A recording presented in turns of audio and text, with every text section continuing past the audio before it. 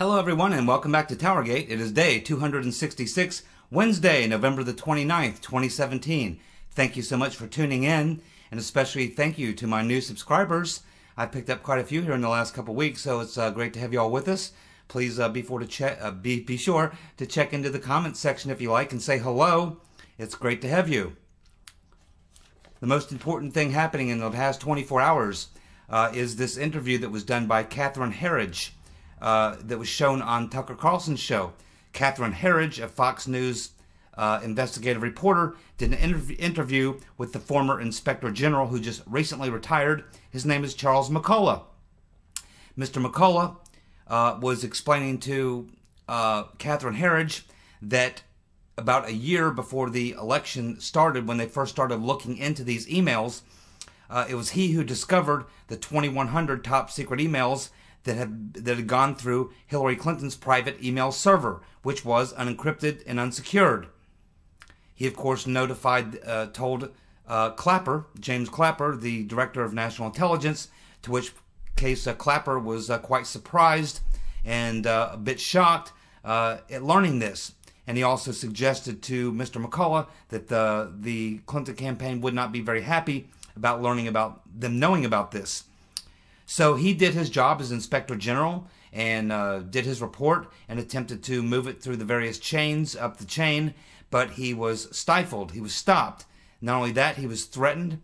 Both he and his staff were threatened and were told that, hey, if you continue to push this, we can assure you that as soon as Hillary becomes president, you will be fired. Now, the Inspector General is basically like a watchdog. His job is to be a watchdog over the 13 intelligence agencies, including the National Director of Intelligence, at which time was James Clapper. His job is to be over all these people and to be like a watchdog, and he files reports periodically, or anytime there's a need to file one for a complaint or something like this. So anyhow, he's doing the normal routine job he's supposed to do, and he discovers these 2,100 top secret emails. So after he's told to back off of it, through his normal chain of command, he decides he's going to go to the Senate Intelligence Committee and address a couple of members on the Senate Intelligence Committee, and he only finds the same response from them, which is, hey, you better back off of this thing. You're going to make a lot of people very unhappy. You know, you just need to forget about this and don't be talking about any of this anymore to Clapper. Go away. Back off. And including one of those people who told him to back off, Diane Turning Your Guns, Mr. and Mrs. America Feinstein. She's, of course, acting like she can't remember it or denying it. This is very important. Now, keep in mind, back in June of 2016, I believe it was in June of 2016, he is the Inspector General who put out the scathing report about the carelessness with which the surveillance and unmasking had been going on. And so he did that scathing report, which we covered here on TowerGate, and he also had a series of recommendations for things that they need to do to make sure they don't run afoul of the law, as they had been very close to doing, if not doing, as he found in his investigation. So the Inspector General, now this man, Charles McCullough, very, very believable. And as watching that interview, he looks like to me like a guy who wants to get some things off his chest, like he knows a lot more even than what he told Catherine Herridge in this interview. He's a man who I expect that we're going to be hearing more about, because this is critical to the email investigation, and it just takes us, gives us a little more insight. Of course, we just learned about 2 weeks ago about the fact that the entire investigation was done by Comey and 4 or 5 other people and was put into a special status, something that has never even before existed within the FBI and had anything to do with the way they normally handle investigations. So it's just another nail in the coffin, or as Maura likes to say, drip, drip, drip. It's just another couple of big drips into the pool. And it's just a matter of time before the dam is going to break. You can only take so much. Drip, drip, drip. Eventually the dam overfills, the wall cracks, and it all gives way. And it all comes crashing in. And that's what's happening to the Clintons, my friends. I'm telling you, Hillary Clinton will be indicted. She will be. And probably her husband as well. But anyway, very interesting interview. I think we're going to be hearing more from Mr. McCullough. Now, keep in mind, Mr. McCullough, before he was the Inspector General, was a 3-star general in the military. And he's a very credible man. Seems like a very honest man, and a man who has something he wants to get off his chest. And he is now retired, so he's free to do so. And the Clintons no longer have the power, so he doesn't have to worry about them coming after him, I guess you could say. But he looks like a fairly courageous man anyway. So this is kind of a bombshell. And we'll continue to follow this, Mr. McCullough. Another important story, too, that I want to get to, because I have a limited time this evening, maybe a shorter video than normal, but I did want to cover a couple things for sure. Tom Fitton, of course, you know that a few weeks back he was able to get a couple pages of documents about the meeting on the tarmac between Clinton and Lynch, Bill Clinton and Loretta Lynch. But most of it was redacted. But then someone whispered in his ear, and we can only assume it may have been someone within the FBI or somebody who knew that some more documents existed. And they got to him and said, hey, you need to do another request, another FOIA request, but you need to request this specifically because there's more pages of documents about the Clinton Lynch tarmac meeting. So that's what he did. And he found out that there are 30 more pages of documents. Now before, they were pretty heavily redacted, but he's hoping that these will not be redacted, and the judge has found in his favor. And so tomorrow, Thursday, he is expected, it's possible as early as Thursday, that he could have access and that those documents will be released. Now these emails, or these 30 pages, will be basically the conversations that were had by FBI and Justice Department officials about what happened at that tarmac meeting, or just the conversation between them. So that will be very, very interesting, especially if it's completely unredacted, which it should be. Why should there be anything blacked out? We were told they only talked about Brexit, grandchildren, and golf. If they only talked about Brexit, grandchildren, and golf, then there's no reason to redact anything, is there? So everything should be unredacted. He should be able to read it all. But this will be very interesting because we are going to learn what the conversation was between the Justice Department and the FBI about what, them learning about this meeting on the tarmac, and then they start having this discussion. And certainly they're going to have some ideas. Now, we might find out that maybe somebody was bugged. We might find out that maybe they had someone who overheard something, or someone who heard third party about maybe what was discussed. We might actually learn what was actually discussed in that tarmac meeting. More than just what they thought about it, we might actually learn about what was really discussed, because we know it wasn't golf, Brexit, or grandchildren. None of that. No, no, no. And it was supposed to be a secret meeting. They got blown up. The whole thing stinks to high heaven. But we'll be watching. I'll be checking the Judicial Watch website on Thursday to find out if Mr. Fitton got access to those 30 pages and what we have learned from that. And there could be a huge bombshell here. There could be a major bombshell here. We'll just keep watching.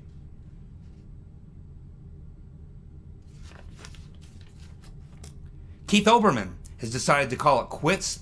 He says he's retiring from political commentary. I don't know if this is a publicity stunt or if it's for real, but Keith Olbermann, probably more than anyone I've ever seen, suffers from a massive case of Trump derangement syndrome. When I can barely watch the guy, but when I do, just for humor reasons, he appears to me to be a guy who looks like his head is actually going to explode.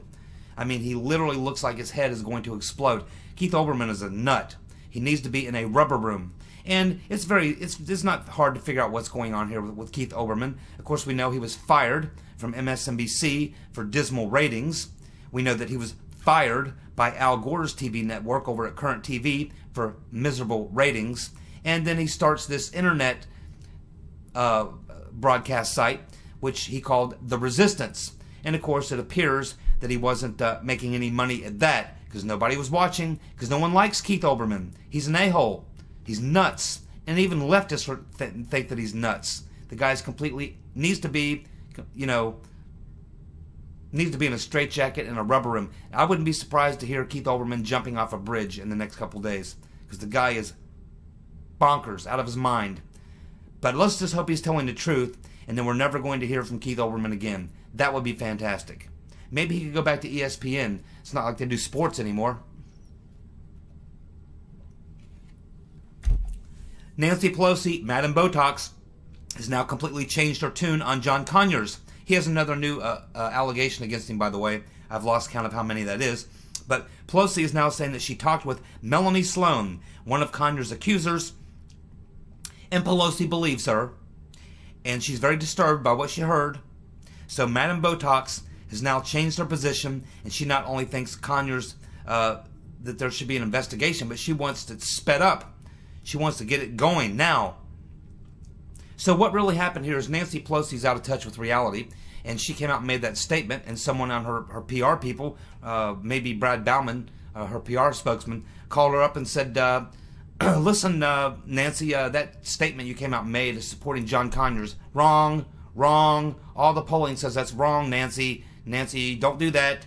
Don't do that. You've got to come out and change that statement. You got to do something. You cannot be supporting John Conyers. So I think she either made this up or maybe she did actually talk to this woman. I don't know.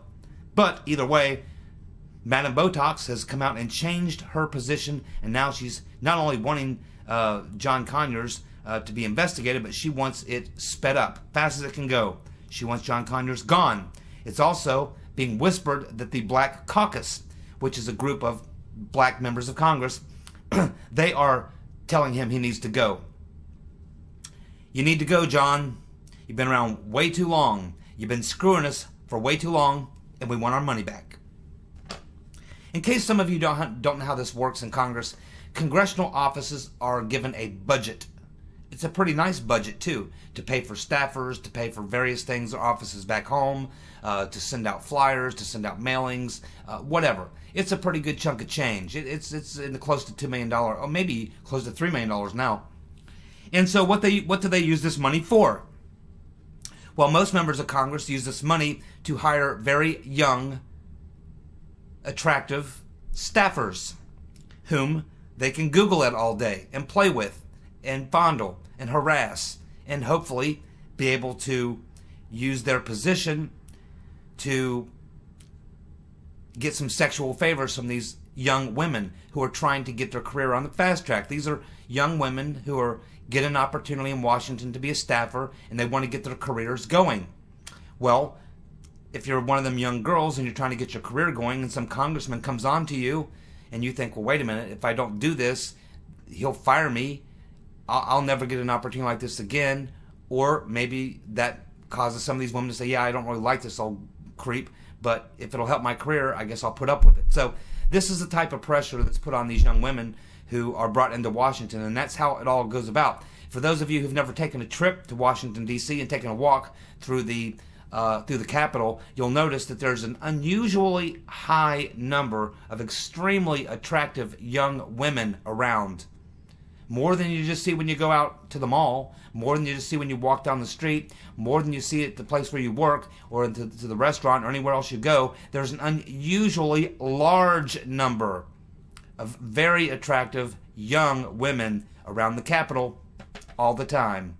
And they're there because these congressmen hire them with their budgets. Why?